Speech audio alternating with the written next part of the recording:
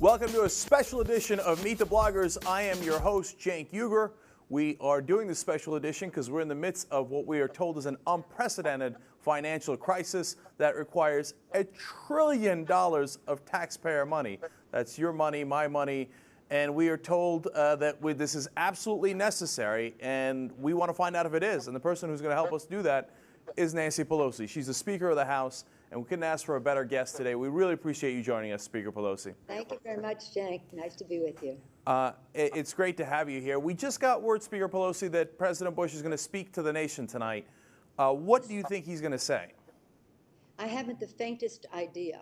I hope he will apologize to the American people for the failure of his economic policies. This anything goes free, so-called free economy with no supervision, no regulation has taken us to this place. And now he's coming back and saying, because of the high flyers on Wall Street, the taxpayers are going to have to pay the price. I think he owes the American people an apology, an explanation. He needs to tell us why this is necessary, A, and B, why he thinks this approach will work. Well, that's exactly it, Speaker Pelosi, and that's what I'm concerned about. They tell us, as they've always told us, right before an election, we've got an emergency, it's an imminent worldwide crisis, we have to act right now, you don't have time to think, just sign on to our plan. But what assurances do we have that this will be effective and that, in fact, that it's even necessary? Well, the fact it is necessary, I think all of the experts on the subject will tell you that there is a necessity to intervene because the crisis has gotten to this point. Why it took them so long to come to Congress to say a true evaluation of the economic state of our country is beyond me. Why they thought that they could just airdrop this thing into the Congress and expect everyone to say, okay, is beyond me. But the fact is that we are in a situation where we need to stabilize the markets. We've got to figure out the best way to go forward. And we've got to, in doing so, as we stabilize the markets, we have to protect the taxpayer, have some forbearance for homeowners, have very serious oversight on how we go forward, and have some upside for the taxpayer, for the American people. If we're going to put this money out, what do we get in return for it? They call it an investment. We want to know what the return on the investment is. I don't think there's any question that there's a need for an intervention, unfortunately.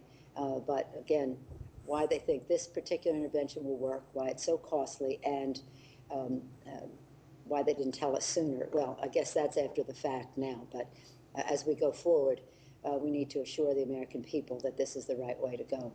Well, they're asking for an extraordinary request. It's $700 billion. For that kind of extraordinary request, you would think that they would have extraordinary evidence that we're on the brink. No one doubts that we have a problem. There's no question about that.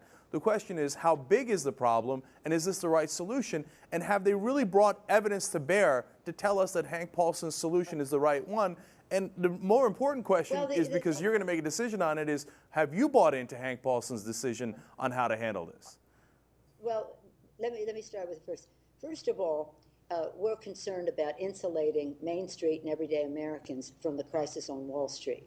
And whatever solution they advance, this is their problem, this is their solution, and if everyone agrees that there has to be, we must intervene, we want to do so in a way that has other principles about protecting the taxpayer, the homeowner, some equity for our investment, as well as a massive oversight so this never happens again.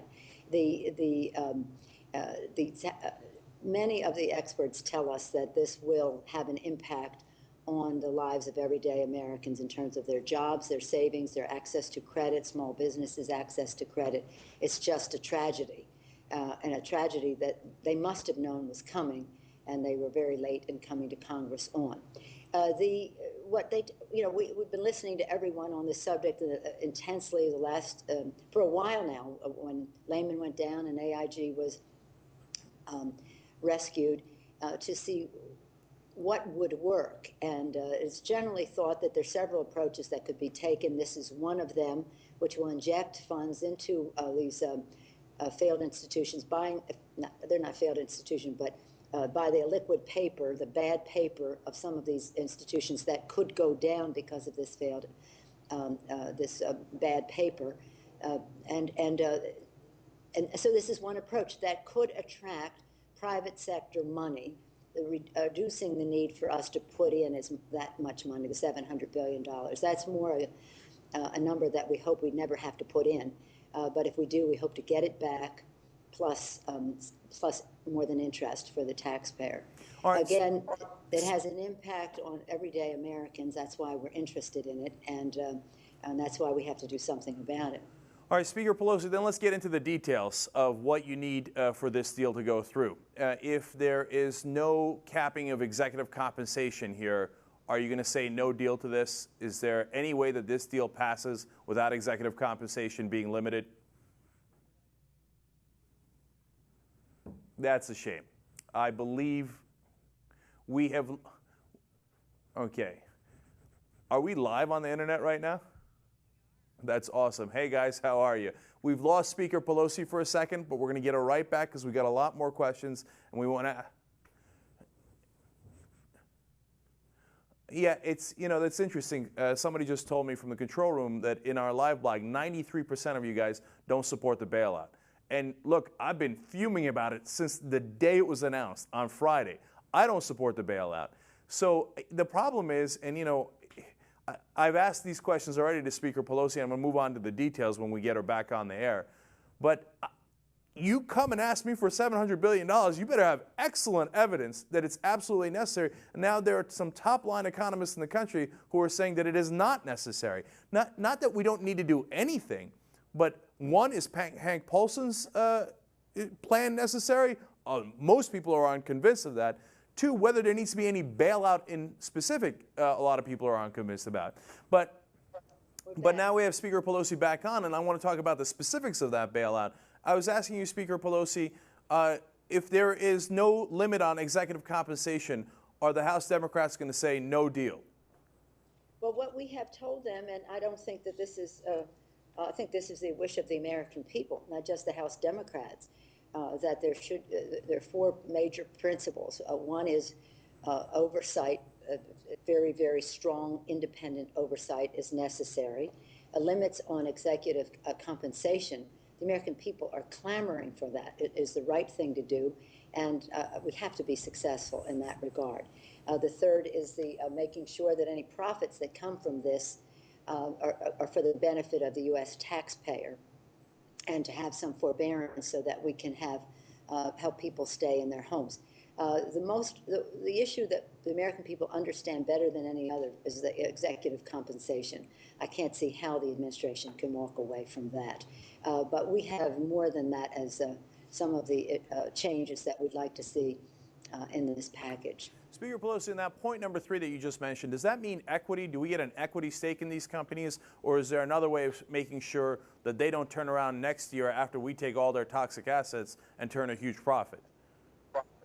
Well, that's part of it. There are a couple ways to go about it. First of all, I heard you asking at one point what was in the pack.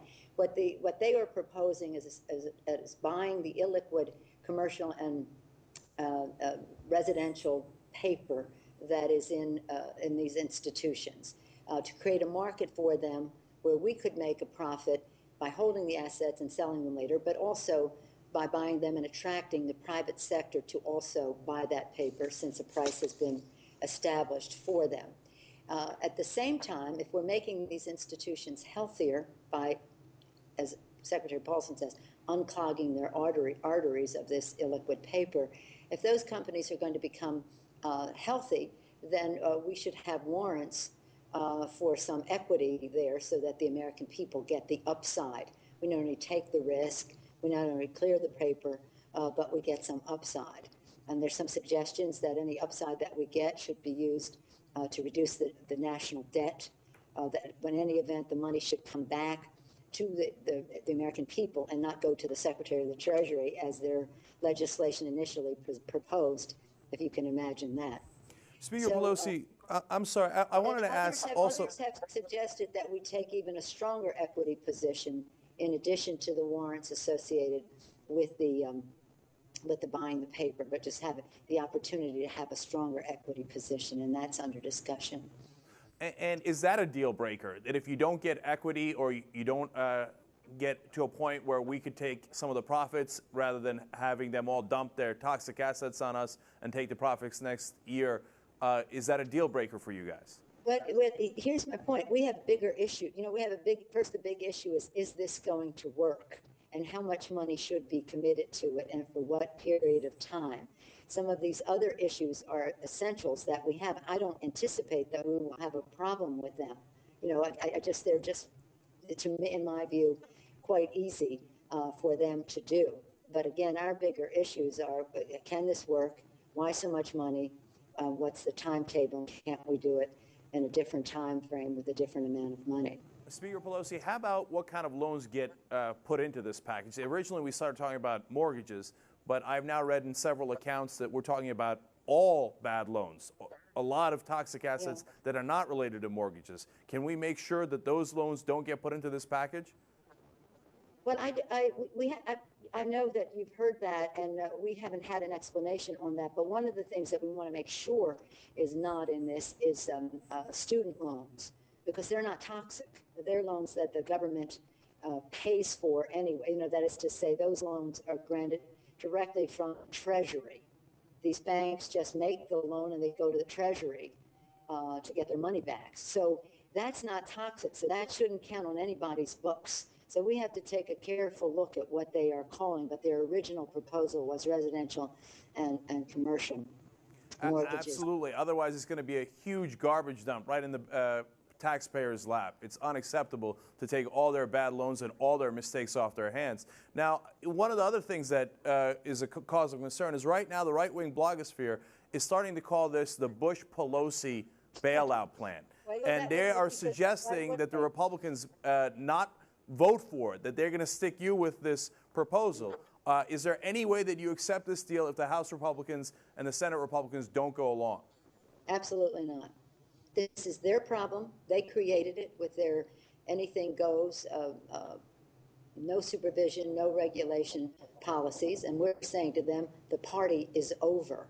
And all of that has to change. And if it's going to change from the standpoint of this legislation, it has to be bipartisan. And that's why we are trying to work together in a bipartisan way to improve what the Secretary sent. What the Secretary sent us on, we didn't get this paper until Saturday to see what they were actually proposing. And there was such an expansive power for the Secretary that it was almost laughable. Nobody in our country should have that power. Exempted from judicial review, exempted from any other independent agency of government looking into what they were doing. Money would be that was made from this would go to the discretion of the Secretary. The list goes on and on, and so I mean, we had problems with the basic outline of it to begin with. Questions about whether this would work. Concerns about the size of the money. So they have to improve this enormously to get any Democratic votes, and they're not going to get a bill on the floor unless they have Republican votes. We are not taking ownership of this issue. But you understand why the conservative blogs, right-wing blogs would be saying this, because they're trying to disassociate themselves from President Bush on this and pin the tail on our donkey of this proposal, and they're just not going to do that. We're responsible. We know there has to be an intervention. It has to have certain standards to be met for us to do it. We need questions answered, and I think, quite frankly, that members of the Republican caucus have many of the same concerns as the Democrats have on this, and that hopefully we'll be able to come to terms with it. And if they're not going to vote for it, we're not going to vote for it. Speaker Pelosi, one final quick question for you, which is what all of our viewers are asking, which is, hey, how come whenever there's time for war or time to bail out Wall Street, there's always the money for it? But if we have an emergency like 43 million people uninsured in this country and everybody paying too much for health care, we can't ever get the money for it. That's because we have a Republican president, and that's going to change on November 4th. So we should all channel our energies to elect Barack Obama, the next president of the United States. As I said to one of my members today, remember May? Well, that seems like yesterday in some respects. So, and January is only that far away when it will all be different about what our priorities are, what our policies are, of course, and what our priorities are, and our investments of our taxpayers' dollars. So, we just have to work very hard to change that, because if we have 4 more years of these policies, I really am very concerned about how our country will fare. And that the question that they're asking is a legitimate one we ask each other all the time. Why, on brink of disaster every time, do we have to allocate resources away from the needs of the American people, and now in this case to meet the deregulation and lack of supervision on the part of this administration in relationship to their friends on Wall Street. The party is over for them. And now let's make their presidency over too on November 4th. Speaker of the House, I'm going to Nancy have to Pelosi. go now because we have to go back to work here. But thank you very much, Tank. I hope we can continue this conversation. Thank you so much for joining us, Speaker. We really appreciate it. Thank you. My pleasure. Thank you. All right, guys, we're going to come right back, and we're going to talk to our bloggers. Meet the Bloggers. We'll be back in a minute.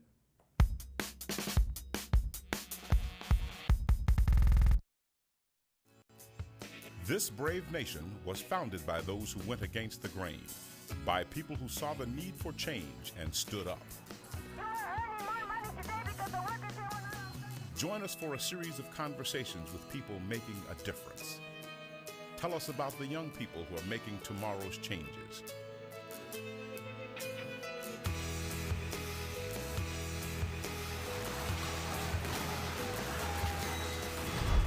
This Brave Nation at bravenation.com.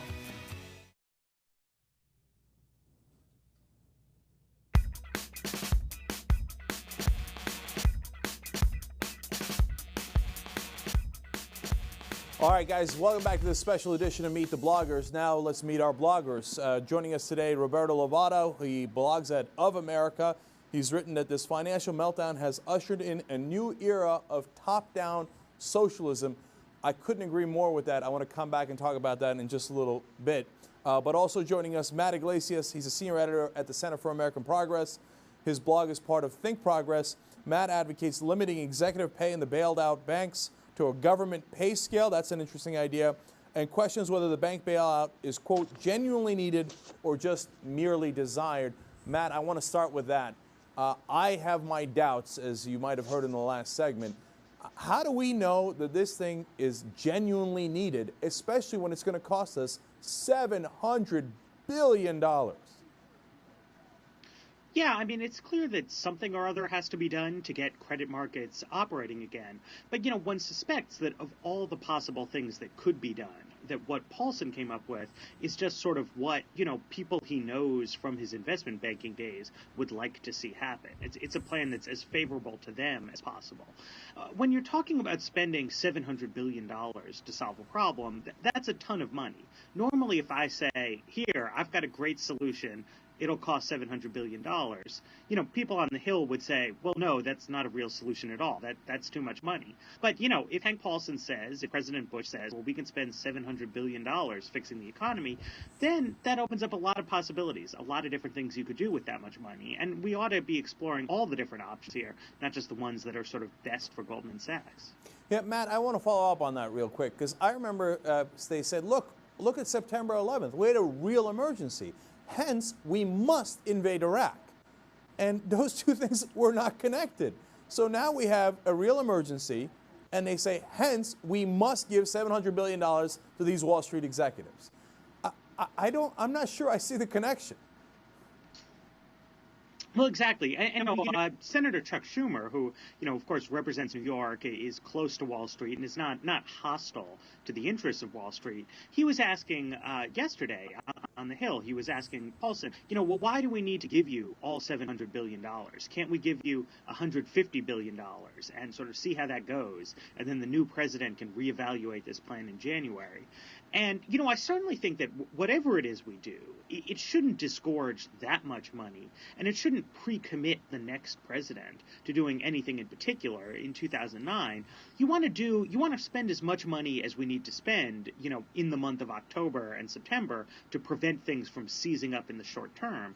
But it would be good to sort of revisit this after the election, have the president-elect and the lame duck Congress work out what they want to do, let a new administration have an important role in shaping this, and also, see if we're being effective at all. All right, I want to go to what Matt just mentioned there. Roberto, this kind of power also gets transferred to the next president, and that might be Barack Obama, but it very well might be John McCain, and his Treasury Secretary might be Phil Gramm, the guy who started this mess in the first place. So imagine Phil Gramm with $700 billion of our money to spread around.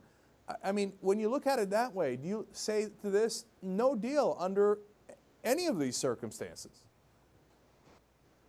Definitely, Cenk. I think we need to say no deal to Paulson's proposal. I think we need to look at the current crisis as we look at any other crisis, whether it's a geopolitical crisis or our family crisis. There's always an opportunity in this. And there's an opportunity to get things right for once in our lives, in our political and our personal lives, because the stakes are high. Joseph Stiglitz, the Nobel Prize-winning economist, said that the fall of Wall Street is for market fundamentalism what the fall of the Berlin Wall was for communism. And we have to see that in this term. We have to fundamentally change this decrepit, corrupt system. And it's not just our economic system, but our political system that is at risk when, for example, you have Paulson's proposal calling for, in Section 8, quote, that the Secretary's decisions are non-reviewable and committed to agency discretion and may not be reviewed by any court of law or any administrative agency. That amounts to economic dictatorship and the abolition of democracy. So it's an economic and a political problem of unprecedented proportions. And people are comparing this to the Great Depression because it is giving birth to a certain kind of top-down socialism. So we have to be weary. It's funny, and there's a great irony here, Roberto, because I got to be honest with you, you're one of the most liberal people I know. And here you are arguing against top-down socialism, and it's true. I mean, when you look at this thing, it is socialism, but for the rich, isn't it? Yeah, and, none of the debate, for example, includes the poor. When we talk about Main Street, we're leaving out Cesar Chavez Boulevard and Martin Luther King Avenue and other working class areas across this country. The people that don't own homes, the people that rent, the people that are struggling to survive with 2, sometimes even 3 jobs are completely silent in this. Silence, the lack of democracy are a surefire call for people up top, Democrat and Republican, to start repression, which is what we saw right after the Great Depression and most other crisis in this country's economic and political history. It's a scary time. Well, I think Roberto's right, Matt. I'm almost thinking about grabbing my pitchfork. And there is anger here, not just on the liberal or progressive side, but on the conservative side, too. We're all angry because we're all getting screwed in this. Because it's our money that they're going to take to bail out guys who made a tremendous amount of money last year and the year before and the year before and the year after. They're going to make just as much money next year. So as you look at this thing, what is the right solution? I think giving them the money under Paulson's plan is a no deal, no way. But how do we really deal with this? What do we do instead to make this situation tenable so that we can actually have markets that work, but at the same time don't give away taxpayer money? Well, one question is what do we do in the short term? What do we do to get the credit markets rolling again? And I think what the speaker was talking about in terms of, doing a bailout, but a bailout that preserves an upside for the taxpayer so that if it works, we get the money back instead of the financiers getting the money, that's right. But then there's a longer term, there's a structural question, right? I mean, if we'd looked back 2 years ago and said, well, why not have much higher taxes, on these guys, and say, well, we need to encourage work and investment and so on and so forth. But we really need to ask ourselves, why had the financial services industry become so profitable? why did it become such a large share of economic activity in the United States when on some level it seems to have been based on, at best incompetence, at worst fraud and criminality, right? I mean, we don't just want to say, well, we're going to have stricter oversight in the future. You need to have stricter oversight, but I think you really need to think about the structure of this. I mean, why so many of the top college graduates would go to work for these investment banking firms? Because there was so much money in it. We were creating strong financial incentives for everyone to sort of get into finance, get into hedge funds, get into private equity, get into investment banking. And for what? What value exactly was being created here? Why can't we try to, redistribute that money into the real economy, so to speak, where people are working and selling things and making things? Roberto, I got a quick question for you before we wrap up here. Hank Paulson has $500 million that he took out of Goldman Sachs when he came to the Treasury.